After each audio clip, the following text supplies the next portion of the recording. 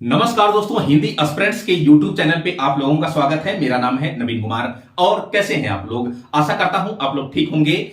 आज बारी है बड़े ही इंपॉर्टेंट टॉपिक की, जीसीसी की। क्योंकि हम लोग राष्ट्रीय और अंतरराष्ट्रीय परिदृश्य को देख रहे थे करंट इश्यूज के रूप में, तो आज उसी टॉपिक को आगे बढ़ाते हुए जीसीसी को डिस्कस करने वाले हैं। तो जीसीसी 24 नवंबर 2022 को इसलिए चर्चा में रहा कि जीसीसी सदस्य देशों के मध्य और भारत के मध्य एफटीए को लेकर वार्ता हुई, इसलिए ये चर्चा का विषय बना रहा। एफटीए क्या होता है? फ्री ट्रेड एग्रीमेंट इसको कहा जाता है, मुक्त व्यापार समझौता इसको कहा जाता है। जब आयात और निर्यात पर लगने वाले शुल्क को हटा दिया जाए, नॉर्मली आप समझ सकते हैं सामान्य रूप से, उसी को एफटीए कहा जाता है।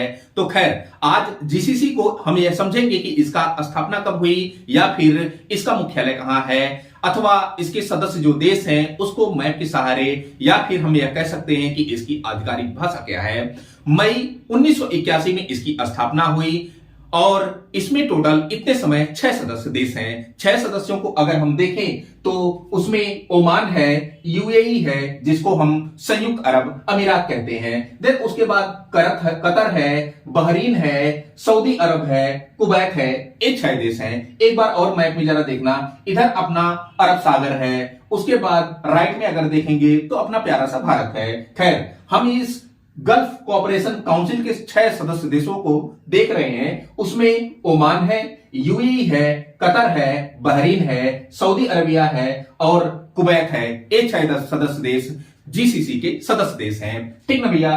खैर, अगर मैं ये कहूं कि इसका उद्देश्य क्या है, तो उद्देश्य अपने राजनीतिक और आर्थिक हितों की पूर्ति करना इस जीसीसी का प्रमुख उद्देश्य था। मतलब कि 6 जो सदस्य देश हैं यह अपने राजनीतिक और आर्थिक हितों की पूर्ति कर सकें, इसका जो है प्रमुख उद्देश्य बना। ठीक है दोस्तों? खैर, इसका मुख्यालय कहां है? इसका मुख्यालय रियाद में है, सऊदी अरब में है। इसकी आधिकारिक जो भाषा है वह अरेबिक है। तो इतना सारा चीज हमने जीसीसी में डिस्कस किया। खैर, इतना ही नहीं, और चीजें हमको डिस्कस करनी होगी, और चीजें हमको जाननी होंगी।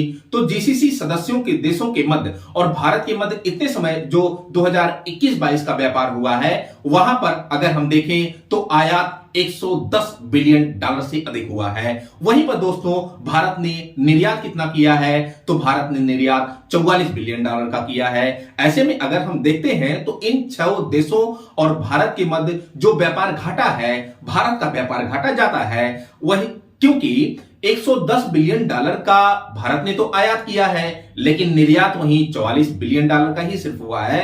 तो इस हिसाब से टोटल का टोटल भारत का जो ट्रेड डेफिसिट है, व्यापार घाटा जो है, वह है 66 बिलियन डॉलर का है। खैर, इन 6 देशों में अगर हम देखें तो यूएई मात्र एक ऐसा देश है जहां से भारत का एफटीए इतने समय इंप्लीमेंट हुआ है, लागू हुआ है, हो चुका है, वर्तमान में लागू है। खैर, यूएई एक ऐसा देश है जहां पर सबसे ज्यादा इंडियन डायस्पोरा एनआरआई निवास करते हैं, जॉब करते हैं। आपको पता होगा कि इतने समय विश्व बैंक जो वर्ल्ड बैंक है वह धन प्रेषण सूचकांक जारी करता है, और धन प्रेषण जो सूचकांक जारी किया जाता है उस हिसाब से मालूम पड़ता है कि यूएई से सबसे ज्यादा जो विदेशी मुद्रा भारतीयों द्वारा भेजी जाती है वह सबसे ज्यादा यूएई से भेजी जाती है। खैर, 2021 का जो डाटा आया था उसके अकॉर्डिंग तो कोविड के इंपैक्ट के कारण अमेरिका इसमें प्रथम स्थान पे था, द्वितीय स्थान पर जो है यूएई था। खैर, आने वाले समय में आई होप, मुझे ऐसा लगता है